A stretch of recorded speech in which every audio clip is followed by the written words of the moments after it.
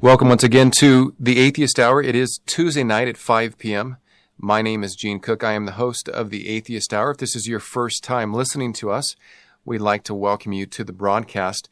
The Atheist Hour is a weekly internet radio program that comes on every Tuesday night now at 5 p.m. We used to come on at 6 p.m., but we've changed our time now to 5 p.m. on Tuesdays.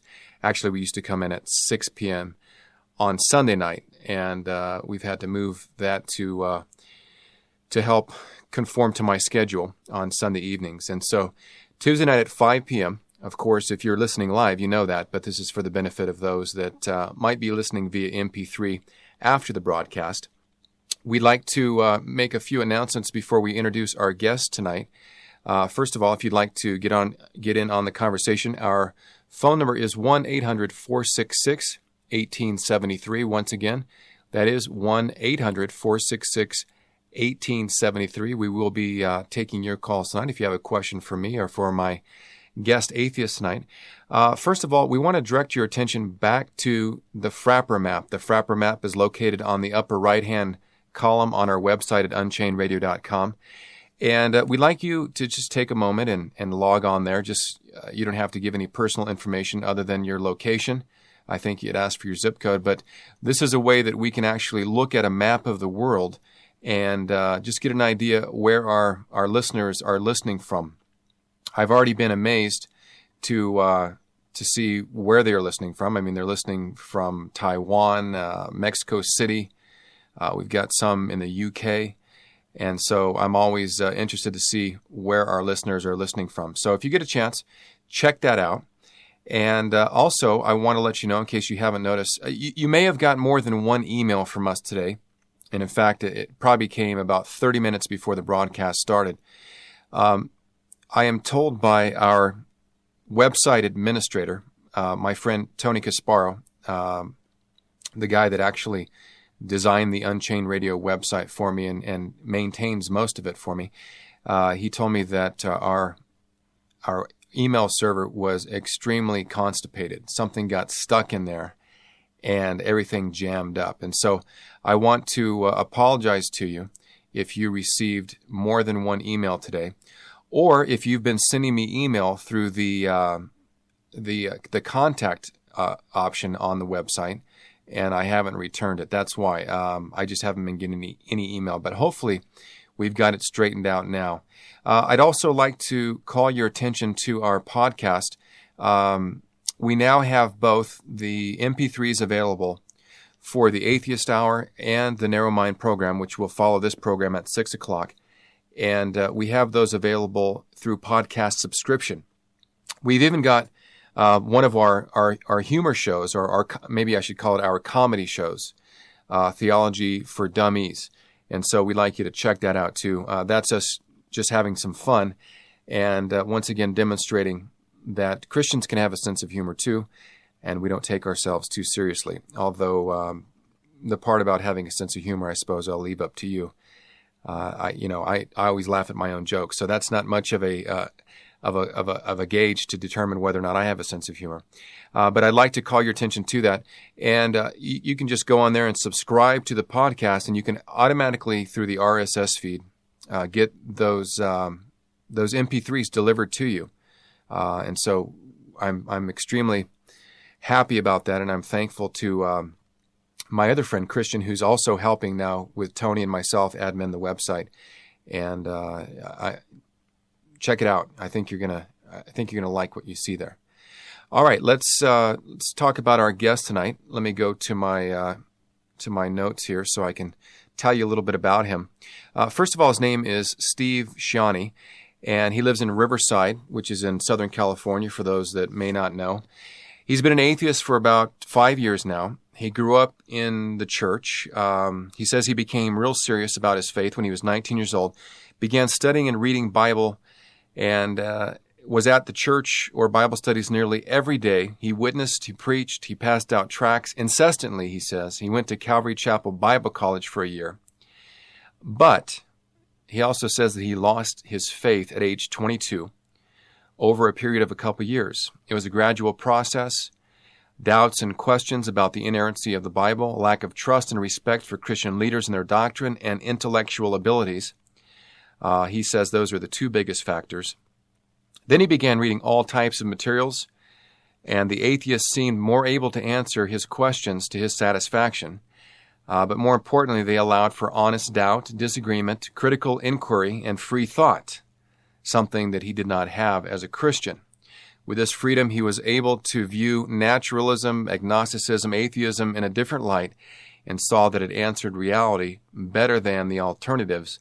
In other words, it left him with fewer questions and intellectual difficulties, he writes. Currently, he's 27 years old. He graduated with a degree in liberal studies and a teaching credential from California Baptist University, which is right here in Riverside County, which is also in Southern California. And he just tries to live a happy, normal life with his friends and family. And so I'd like to introduce to you tonight's guest, Steve Shawney. Steve, welcome to the Atheist Hour. Gene, thanks for having me. All right. Now, you were referred to me by a pastor. Right. I think it was it Pastor Gabe that referred you, or it was one of his friends, one of his co-pastors, maybe? Yeah, it was Gabe. Pastor Gabe Colangelo, I think it is? Yeah, Colangelo, right. I had him on the program a few weeks back. He actually was involved in a debate with some Unitarians over the doctrine of the Trinity. And so he actually came down to the studio and talked about that a little bit. So you got an interesting story. I assume that your parents are still Christians? Yeah, they are. Okay. They're to this day. And what do they think about your departure from the faith?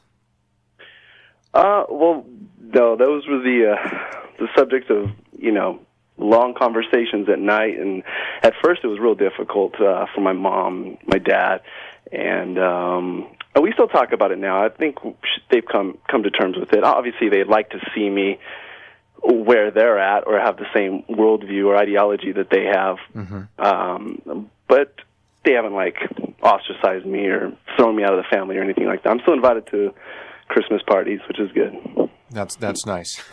Yeah. Yeah, you don't want to be left out of the Christmas parties. Yeah. And it's gotten, if I could just throw in there, it's Sure. gotten better as me and my dad talk, and he more understands where I'm coming from. I've really gone the whole gamut, from being bitterly opposed to the church and Christianity to I don't even know the word, but more more friendly, more understanding of people's religious needs and that type of thing.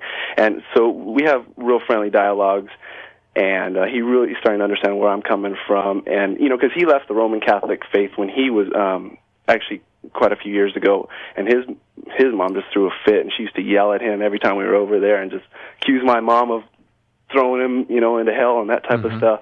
So he can relate, and he kind of understands in the sense that he would like to be, or he understands me as coming from, I would like to be where they're at, but I can't, so sort of thing, kind of an intellectual impasse type thing. Okay. Do they still attend Calvary Chapel? They do. Calvary Chapel Corona. Okay. Calvary Chapel Corona. That's Greg Laurie, if I'm not mistaken.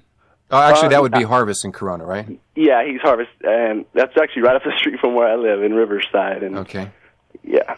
Now, in the brief bio that you sent over, you mentioned that you started having doubts and questions about the inerrancy of the Bible, and then you mentioned a lack of trust and respect for Christian leaders in their doctrine and intellectual abilities. Is this? I'm assuming what you mean by this is that when you started having questions, you took these questions to these people that were your Christian leaders or pastors or whatever, and were they unable to deal with them, or what was the problem?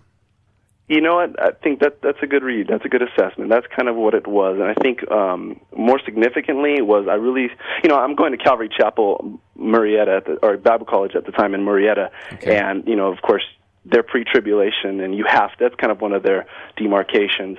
And I just couldn't find that in the Bible as I read it, and that kind of led me to, not to dissent on purpose, but I was a dissenter in some sense because I just didn't think it was there, and so that kind of led me on to more study of my own. Kind of made me more independent, less dependent upon my leaders and those pastors that were teaching me doctrine, because I didn't think they had that one right. And well, I'm going to give you an amen there if I can, because I don't think they got that one right well, either. You got it, and that's just what it's been for me, just about intellectual honesty. Just as I read the Bible, I really tried to find it in there, and the more I talked and discussed verses and scriptures and things like that with them, it just seemed that their case was really weak, and they didn't have answers for me. And then it went into the doctrine of hell being eternal torment, as opposed to conditional immortality and or annihilationism. And the more I studied that doctrine, the more convinced I became that the Bible taught that immortality was conditional and that hell was not eternal torment as we were traditionally taught.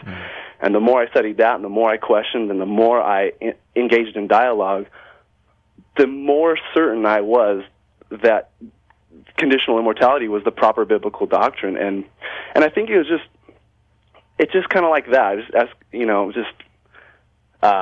Just from doctrine to doctrine, the more I saw in that, and when I would read critiques of, say, conditional immortality or things like that, they seemed to be real unfair, real biased, and they didn't honestly assess the position. They misrepresented the position, and it just kind of caused me to really mistrust and, I wouldn't say disrespect, but lose respect. Right. For those traditional pastors and teachers. I certainly know the feeling, because I don't know if, assuming you understand what dispensationalism, you probably do, because you attended Calvary Chapel Bible College and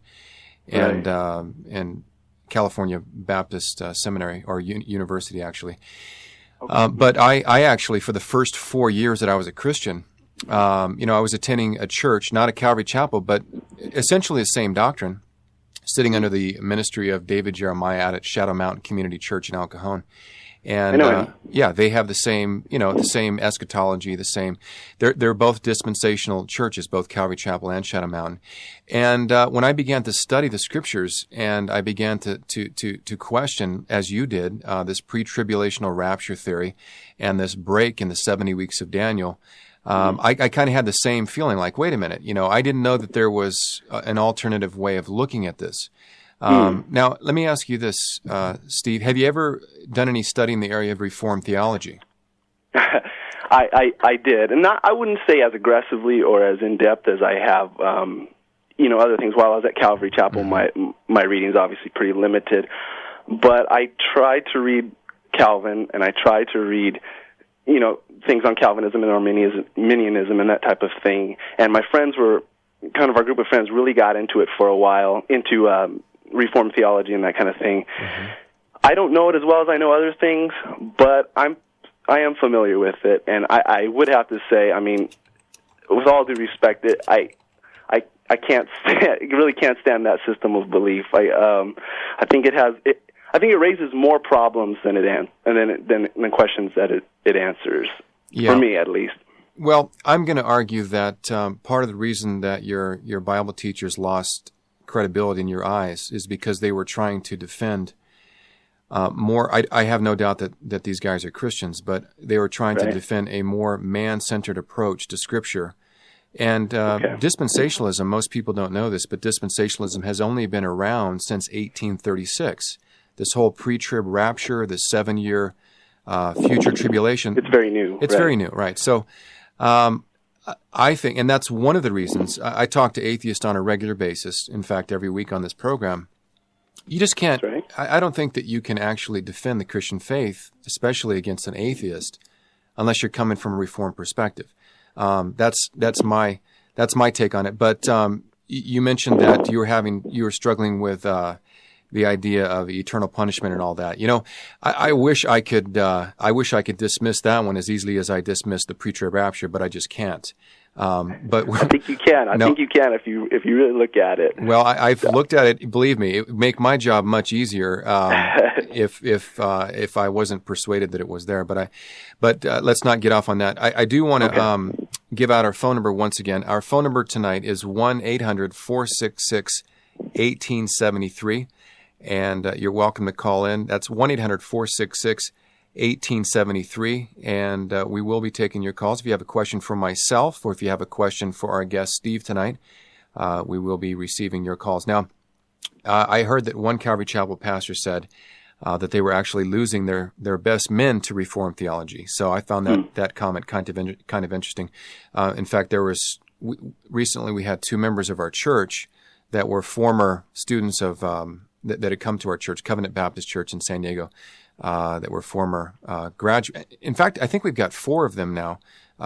Two of them visiting on a regular basis now that formerly were students, and maybe you at Calvary Chapel. Yeah, Calvary Chapel. So I guess there's quite a few former Murrieta Calvary Chapel Bible College students down here in this area. In fact, there's one guy that's pastoring a church, the United Reformed Church in Santee, California, who went to London, I think, with Bob Botsfer or something like that, and who was a Calvary Chapel pastor here in San Diego. So it's interesting to see a lot of these guys are coming out and going to Reformed theology, but that's not really what we're here to talk about tonight. Now, you consider yourself an atheist now? Because there seems to be different degrees of atheism. Yeah, atheist in the negative sense that there's an absence of any belief in a supernatural being or a God. Okay, but I don't go and make the positive assertion to have all knowledge and say there is no God or there is no possibility of finding out if there is a God or anything like that.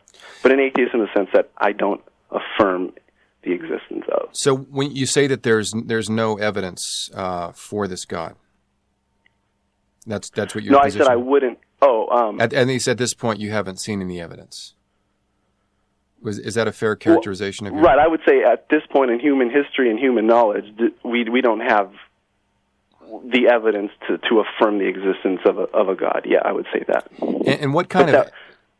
Go ahead. What kind of evidence would you deem satisfactory?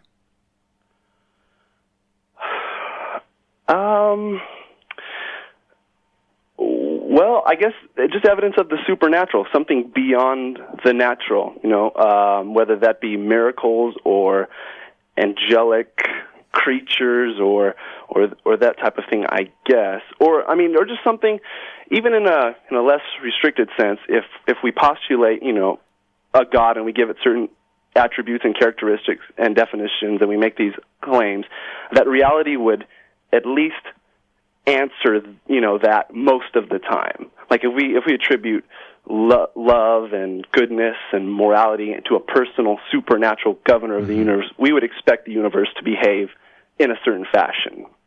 Something like that. Let's talk about that for a moment. Okay. So obviously the Christian claim, the biblical claim, is that God is God of love, that He's perfect in holiness, that He's all-knowing, and He's all-powerful. So what is it about this world that causes you to think that those characteristics don't comport with reality? Generally, just the existence of suffering, pain, evil in the natural world, natural evils, moral evils, and the absence of evidence of anything supernatural or transcendent to the material world. Okay. You do recognize, though, that the Bible states that although man was made perfect and upright, and that God said that his creation was good, that it wasn't long after that man, basically in the person of Adam, rebelled against God, sinned, and as a result, God placed this earth and all of Adam's offspring under a curse. I do realize Genesis says that, yeah. Okay, so that seems to, if there's suffering in this world and there's evil in this world, that seems to be, it seems that Christianity offers an explanation of how an all-powerful, all-loving God could, in fact, allow evil to go on in His universe.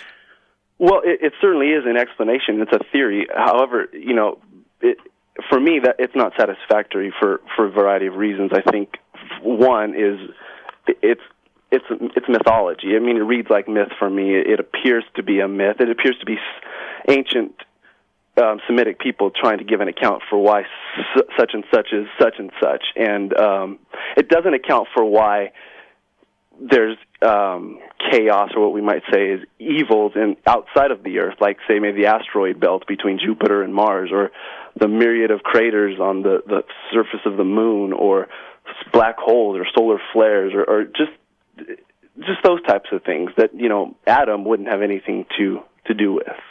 Comets, for example. And comets are somehow, in your worldview, comets are somehow evidence of evil or evidence of chaos? I would say chaos, just clumps of ice flying through space at in irregular orbits, just slamming into anything that gets in their way. Same with meteorites type thing, or meteors and asteroids. Okay, when you talk about moral evils in the world, as an atheist, how do you account for morality? I mean, what is your moral standard? My moral standard, I guess, I just, I guess whatever produces the most happiness for oneself and for those around you, for the sentient creatures of the planet. Those that are able to suffer pain, we shouldn't make them suffer pain. In a nutshell, I guess that'd be my stance. Those that are, can you repeat that? Those that are able to suffer pain, we shouldn't allow them to suffer pain? I didn't understand what you meant. Things that are able to suffer pain, like a squirrel, it feels pain. You wouldn't want to torture it. That type of thing. And for human relations, you treat others well, they tend to treat you well, and you exist in a happier life, and they exist in a happier life. Jesus' precept, treat others as you would have others treat you. Well, it's funny you mentioned Jesus, because that's exactly what I was thinking of when you said that.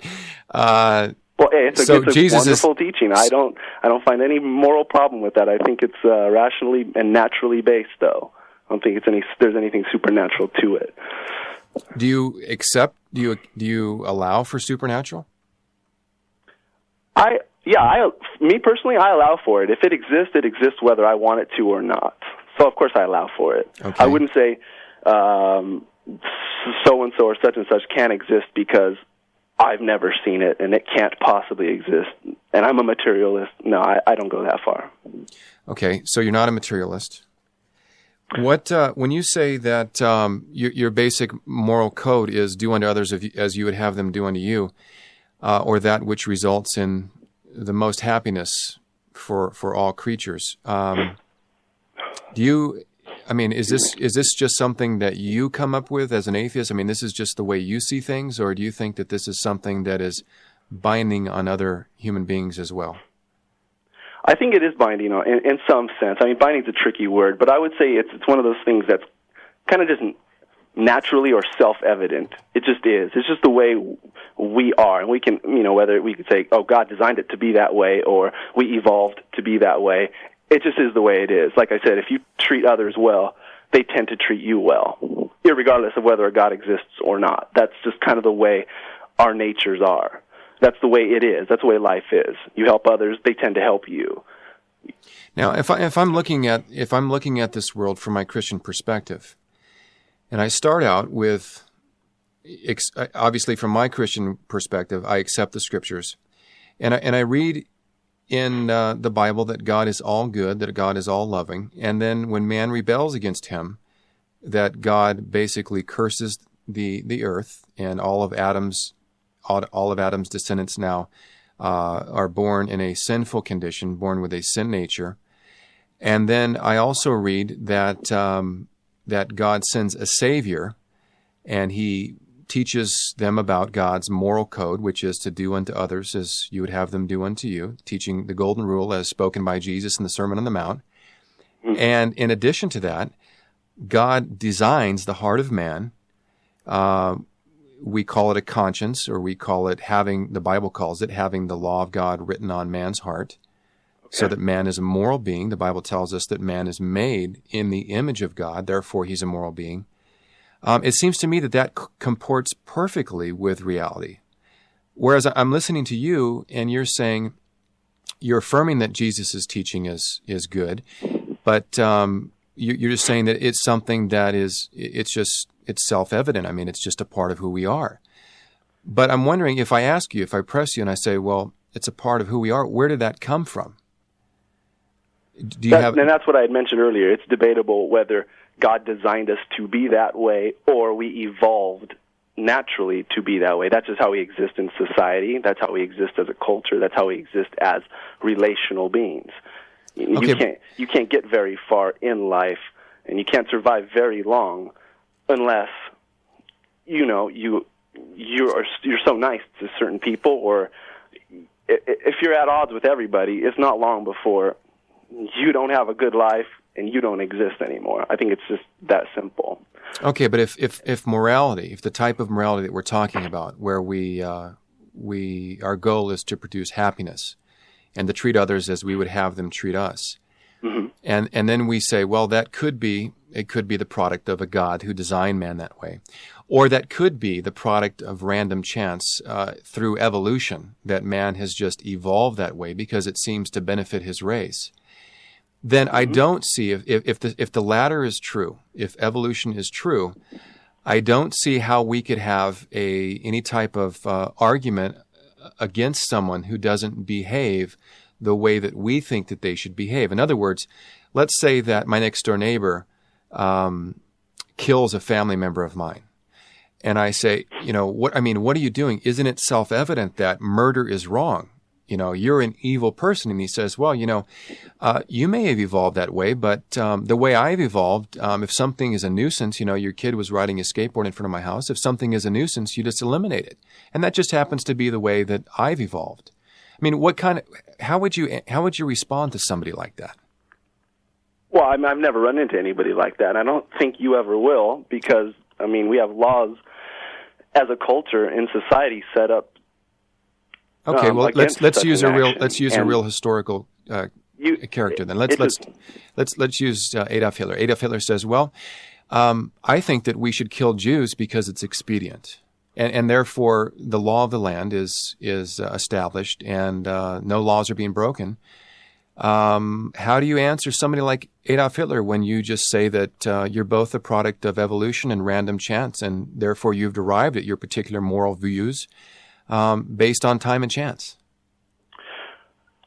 Well, the society, Hitler didn't make friends. He made a lot of enemies, and he killed a lot of people. But he didn't get away with it. And I would say he didn't live a happy life, that's for sure. He ended up killing himself. He had the entire world basically against him. He set out on a course of action which was against human law, human morality, and he suffered the consequences for it. He ran into, like I said, wherever this law comes from, which I happen to think it's natural and it evolved, but he ran into the consequences of it, and he didn't get away with it. He did kill millions of people, true, but he didn't get away with it. It didn't make him a happier person, and he didn't make others happy. Well, we all die. He died. He lived a lot older than many people that live here in America. So, we have people that die at age 20, age 25, and you say he didn't get away with it.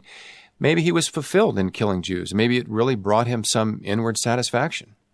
Maybe it was. Maybe it did. So I'm thinking that I'm listening to your argument. It sounds like what you're saying is it just really depends on the majority. It's kind of like a democracy where the majority of the people, since Hitler was a minority in his morality, he thought it was okay to kill Jews. Right. Then the majority actually determines what is good and what is evil.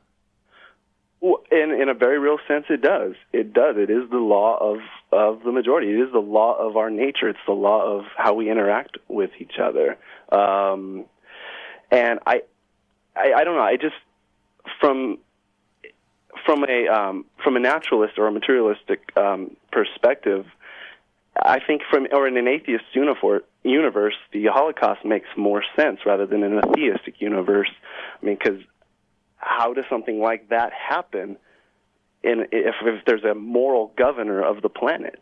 Well, isn't he just as culpable for witnessing it, being able to stop it, but not doing anything about it? Well, that's a great question. Unless it is part of his judgment. In the book of Isaiah, God says that he uses Assyria to come against Israel.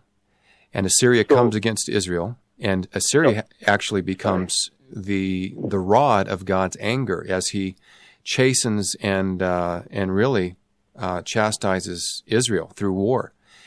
And then we're told that God punishes Assyria because Assyria became proud in his heart.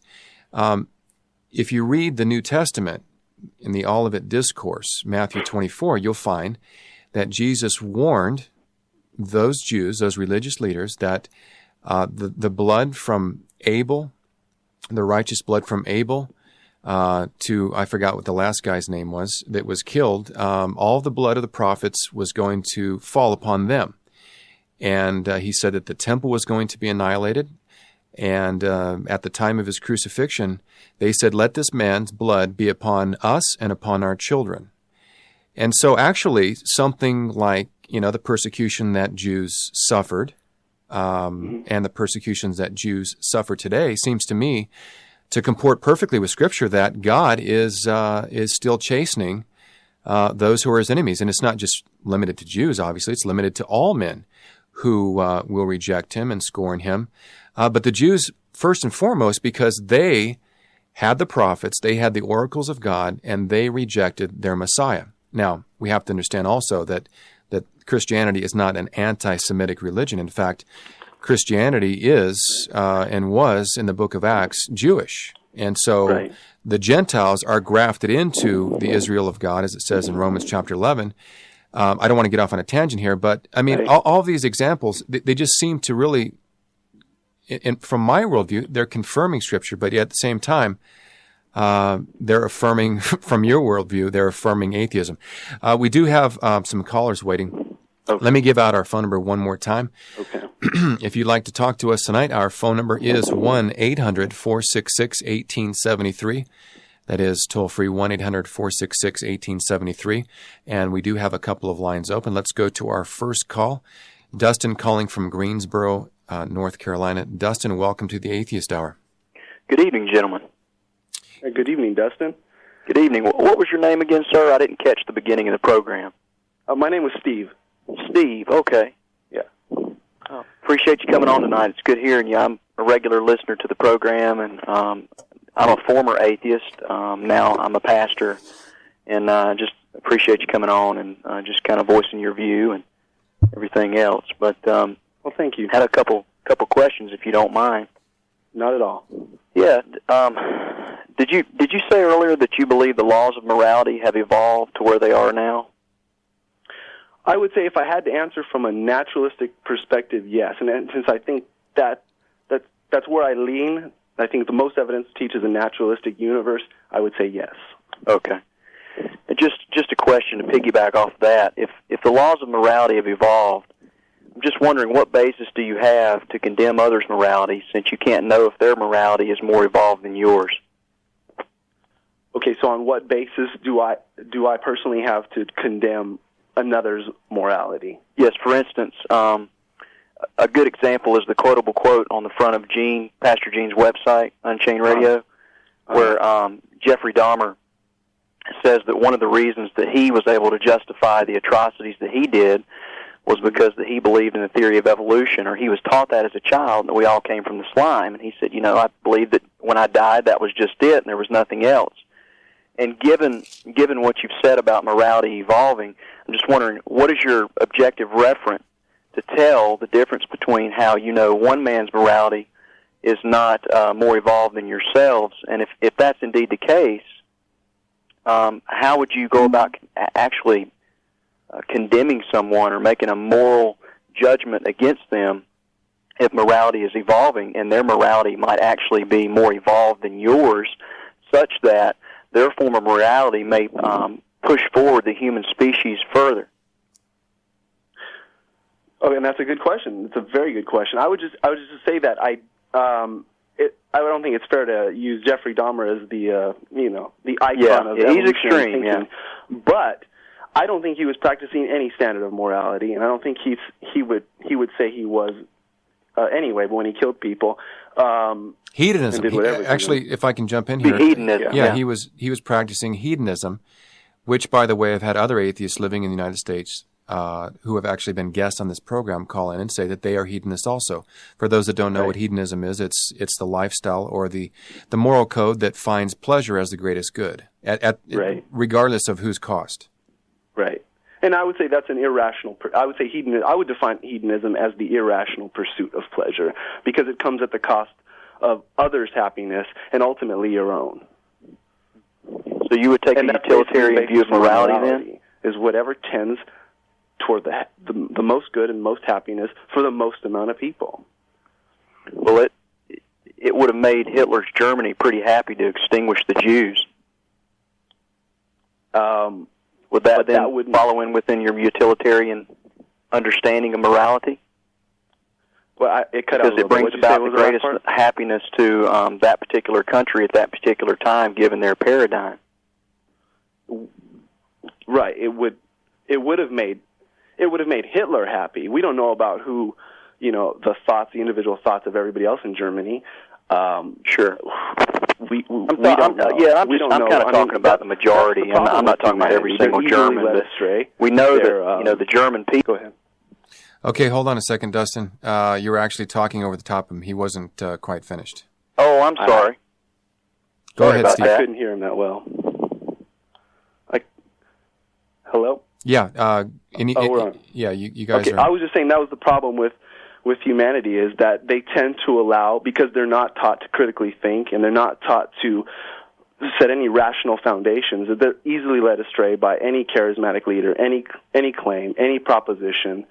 And, they're taught to be believers, to be faithful, to be this, to be that, to die for country, they follow all sorts of irrational things. And I think that's evidence for evolution and not any divine image in man at all.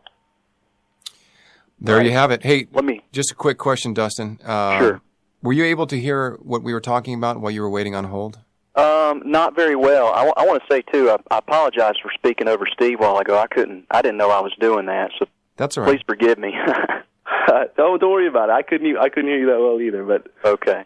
You can talk over me anytime you want. No. I hope I answered your questions. I guess the way I would condemn someone else's morality, if we want to call it that, if it was an evil, would just be that they're infringing upon another person's happiness. And it's just the way society works.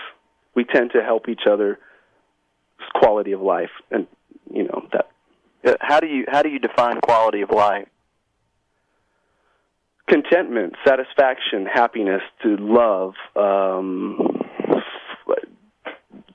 for spending your time creating a healthy body, a healthy mind, and spending it with people that you are compatible with, you enjoy. And so do only those who can experience those things as human beings qualify for your understanding of morality and contentment and value? What was the first part of the question? I missed it. Do only people who would qualify? I'll try to speak up a little bit. Okay. Do only people who can qualify to those things that you've just mentioned, do only those people get to partake in that contentment and that protection? No. Within your moral standards? No, not at all. I mean, for some, I don't know many people who don't want that. Whether we all get it or not is another question. That's the sad part of life, is we all don't get a perfectly fulfilling, content life. Now, I don't know many people who don't want those things, and there are those fringe people out there who don't share that common want or need, but it's very few, I would guess.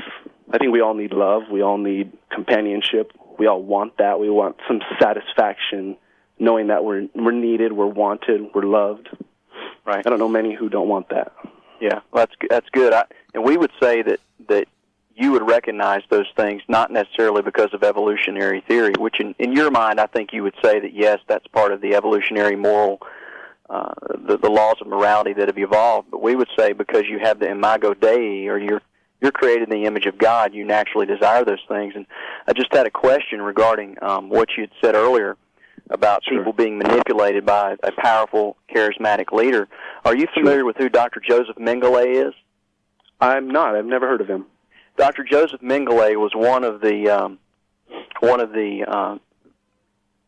most popular of the SS doctors within the Nazi concentration camps, and there were many others that worked with him and did a lot of the experimentations on the Jews. You had said that uneducated people, you'd said something to the effect of, I don't remember it word for word, but uneducated people are easily manipulated by these charismatic leaders. Well, Dr. Josef Mengele and many of the other researchers that were with him performing a lot of these horrible experiments on these Jewish people in these gas chambers, and in the concentration camps, obviously you wouldn't say that these were uneducated dolts, but these were people who were obviously behind Hitler's program, and there were many other scientists who were behind Hitler's program with what he was doing. So just to say, that it's easy for a charismatic leader to lead people astray, people all because they're uneducated, I think that's a stretch. So, would you agree with that? Or no, you're right, and that's a great point, Dustin. Yeah. That's a really good point. But it is partially true, because there are the uneducated masses that are very easily led astray. You would agree with that, right? Right, yes. And I would also say that there are, some of the most heinous criminals are some of the most brilliant people that have ever existed. I would also grant that. Yeah. And no, I wouldn't say these doctors or these higher-ups, and even in Enron scandals or some other heinous crimes, these guys are smart men. And smart men do bad things for whatever reason, for whatever motivation they have. That's just the way things are. And I guess for me, as an atheist, the question is not why, but how do they get away with this? I guess, why? Not why do they do it personally, what do they get from it, but how does God allow them to take advantage of, other people and do these types of atrocities to other people? I guess that's the biggest problem for me. Yeah, I know you'd made a statement earlier on in the show, and I was able to hear this, that you really what you did learn about the doctrines of grace and Reformed theology and the teachings on the sovereignty of God and things like that, you really just despised it. But I tell you, Christianity has the answers to these questions. It provides wonderful answers to the questions as to why atrocities such as these things take place. And Justin, let me interject there, because I was a Christian raised in the church, and I was a very serious Christian for 3 years, and honestly, I didn't find that not only did my branch of Christianity answer these questions, but I thought Reformed theology just made them worse, that they didn't answer them at all. In fact, I would like to know how Reformed theology can account for the evils of this world when they postulate an eternal torment in the next. And not only that, but that their God assigned the majority of human beings to that eternal torment. For me, it just accents the problem of evil infinitely. Hey, Dustin, I want to thank you for your call, and it's always good to talk to you, brother. All right, hey, let me try to answer that question for you. Because it seems to me, Steve, that on the one hand, you're saying, a lot of evil things happen, and how does a good God allow these things? And then on the other hand, you're saying, God according to God's word, he punishes evil really harshly. So how does a God, how could a God be so harsh? I'm hearing this, and it really seems to me that you're speaking out of both sides of your mouth. You don't want a God that punishes evil, but then you do want a God that doesn't allow evil. And it just so happens that the way that God has set things up is that he gave man, just Adam, this is Reformed theology now, Adam was the only one that had free will, the ability to choose good or evil. Adam chose evil, plunged him and his descendants into a state of rebellion with a sinful nature under God's curse. And God set out in his mercy and his grace to track them down. In fact, he goes down and calls Adam out from hiding, rescues him, and actually promises him that he's going to, there's going to be a child that's going to be born of a woman that's going to deal with this problem with Satan. And so, evil things happen, but God is in control, and God is bringing about the best of all circumstances in which he's going to spend eternity with a people that were not made to love him just because they were designed that way, but they were made to love him because they were rescued from their sin. It makes perfect sense to me. Tell me where I'm missing it here. Okay, yeah, I don't, and I'm really not trying to be inconsistent or speak out of both sides of my mouth. I'm just saying, like I said earlier in the program, if we postulate a loving, personal God, we would expect to see evidence of that. We do see evidence of that. Evidence of that in the sense that God would stop certain amounts of evil. How about just once? I'll take just one time God intercedes and stops one evil act divinely, and there's no question about it. That's all I need. But then I'm saying, then Christianity comes along and says, Reformed theology comes along and says, well, God predestined the majority of human beings to spend an eternity in torment in hell. Mm-hmm. That's no solution to the problem. That only accents the problem. That was my point. He predestined them, but yet he also gave them what we call not free will, but free agency to make decisions. And in fact, they continue to rebel against him. They continue to despise him. They look around and they see a common thread of God's image in morality. And instead of giving the Creator credit for that, they basically say that he doesn't exist and they want nothing to do with him. Well, and you know what? That may be the case for some people, but I don't think it's for a lot. And even with me as an atheist, I sincerely hope that there is a God. I really do. I don't know if I want necessarily to be Jehovah, but I do hope that there is a God, and I do want him to rectify evils, and I do want there to be an afterlife, and I do want there to be punishment for evils, and I do want there to be rewards for righteous living. So I'm not opposed to that, and I don't go along in my life and say, I despise God. I know he exists, but I hate him anyway, and I'm going to live this way and that way. Okay, but go ahead. You just said that you'd like a God who rectifies evil behavior, that rewards the righteous, that punishes wickedness. That'd be awesome. Now, I hope sincerely that exists. Are you, according to your own moral code, have you ever done anything that was not for your neighbor's benefit? Have you ever stolen or lied to your neighbor?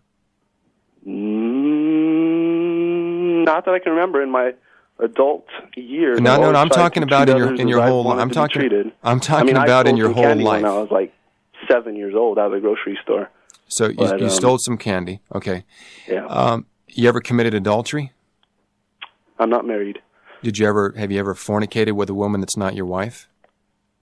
I'm not married. Okay, I'll take that as a yes. No, I have not fornicated with a woman that's not my wife. So you're a virgin? Yes. Congratulations. There's not many men that are your age that have moral integrity to that degree. So I commend you for that. And that is a whole other issue. It is. Okay, but what about lust of the heart? Have you ever lusted after a woman that's not your wife? No. Have you ever looked at naked women on your computer? Yes. Okay. Now, Jesus says when you lust after a woman, you've actually committed adultery in your heart. Right. I'm aware that Jesus says that. Okay, so you've stolen things. I'm sure you've told a lie sometime in your life. You've committed adultery in your heart. Jesus says if you become angry at your brother, you've committed murder in your heart. So I'm not sure you really want a God who's going to punish evil or wickedness.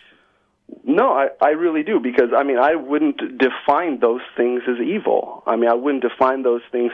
If I stole candy out of, Stater Brothers candy bin at 7 years old, or this or that, or I've seen pornographic images, or I've done this or that, these are things that these are not habitual, patterns in my life, and they're not morally heinous, and they certainly don't deserve an eternity of pain.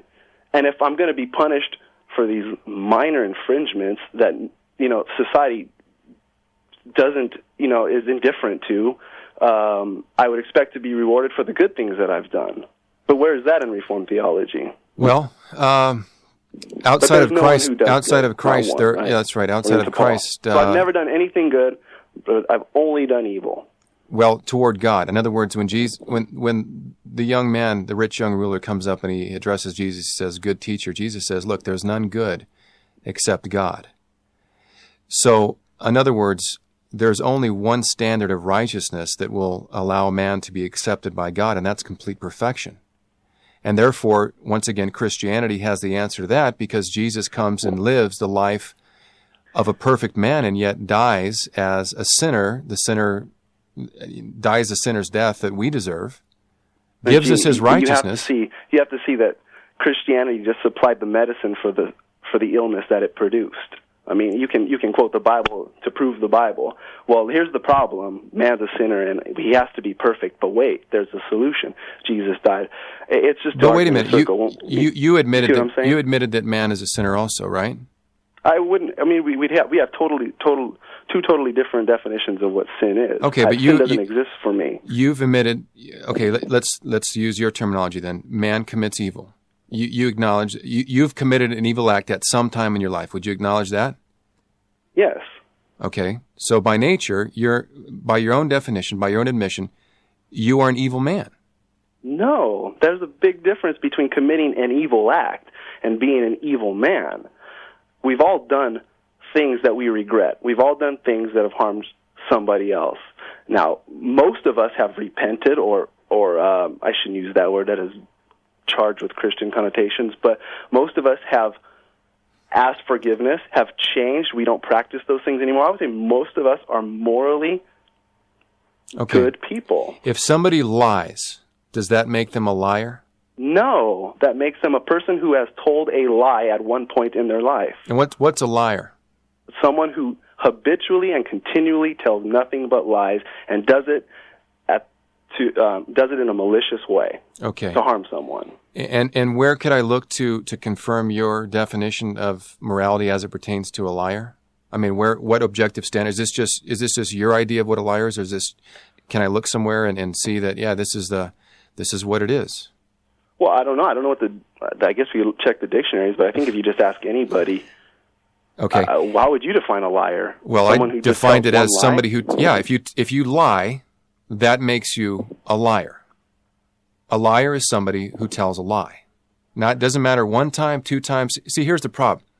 If you say that somebody that is a liar is not just somebody who tells a lie, then you have to determine how many lies does a person have to tell to actually qualify themselves as a liar.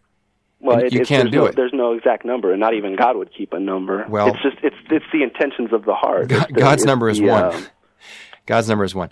All right, we've only got a few minutes left. We do have a couple of calls here. Let's go to Mark calling from Hemet. Mark, welcome to the Atheist Hour. Hey, how you doing, guys? Doing great. My name's Mark. I'm a good friend of Steve Shawney, actually, and a friend of ours called and said, "Hey, Steve's on the radio," and I've been listening to this fantastic conversation. And I noticed you guys have a delay on the phone for callers, and I had another question, but since I've been listening to you guys while I was on hold, I have another comment here. And the one is, by the way, I'm a believer. I don't know if I would call myself a Christian, but definitely not an atheist. What is it that you believe in? When you call yourself a believer, what is it that you actually believe in? I believe in a creator. Okay. I guess we would call it, God. I don't know if God is a proper name for it. Obviously, it's just a title. Well, not even a proper noun. But, okay. I do believe that Jesus came, and I believe in the message of Christ. But I understand that that popular belief of what a Christian is not, by far, not what I am. So I wouldn't define myself as a Christian so as not to be deceptive. But, okay. But I do believe. The first statement, which is in regards to what I heard while I was on hold, is your statement of you guys is a discussion about a liar and what it takes to be a liar. And I remember you mentioned that just because someone lied one time, that means they're a liar. And I would look at that from the perspective of looking at the antithesis, where if someone calls themselves a Christian, what do they have to do to be a Christian? Let's say you gave a homeless guy $5 one day. It sounds like a nice Christ-like Christian thing to do. But then he goes home and, slaps his wife around. Is that guy still a Christian? That's a great question. I would say no, because just because he, did a Christ-like thing one time doesn't mean he's a Christian forever. And I would say the same for someone who lied, or as Steve said, he stole something from Stater Brothers when he was young. That doesn't make him a thief or a liar for the rest of his life. Okay, Mark, let me ask you a question. If I commit adultery, but I just do it one time, does that make me an adulterer? I would say absolutely not. So how many times do you have to commit adultery before you're actually considered an adulterer? Well, I wouldn't quantify it as in how many times. I would say, how long does it take you to repent or to stop being an adulterer? Because I don't know if you're from California, but out here in California, we just recently had a big case with this guy, Stanley Tukey Williams, who was up for clemency for some supposed crimes that he did back in his youth, and he was the leader of the Crips gang. Mm-hmm. Well, my opinion on that was that he should have been granted clemency, and not because he wasn't guilty of the things. The jury said he was guilty, and that's fine with me. But it's because he obviously redeemed himself. I mean, he was up for the Nobel Prize over 5 times, I think, and they do call it the correctional facility or the correctional system. In my opinion, if the system worked and someone was corrected, then they're corrected. They shouldn't have to. It's like they say, this is the correctional facility, and you either, correct yourself or not, but either way, we're still going to kill you, I think God, the God of the Bible and the Jesus of the Bible allows for repentance. It's like the parable of the workers in the field. The guy who came later in the day and, did his work, he was still paid the same as everyone else. So I wouldn't, go so far with the titling of, someone's a liar or an adulterer or a thief. I think that does challenge the message of Christ. Well, let me jump in real quick, because I don't think, to add to that, I don't think in some words, I think this is a linguistic problem too. In some words, your essence is not defined by single acts, and I think in the case of adultery, it is. In the case of murder, it is. In the case of lying, it is not. And I just think these are linguistic and cultural norms that we've established. Yeah, I wonder if that has something to do with the fact that you told a lie, but you've never committed adultery. I mean, I'm talking about subconsciously. No, and if I committed adultery, I would call myself an adulterer. Okay. And the difference is the magnitude of the crime, or, I mean...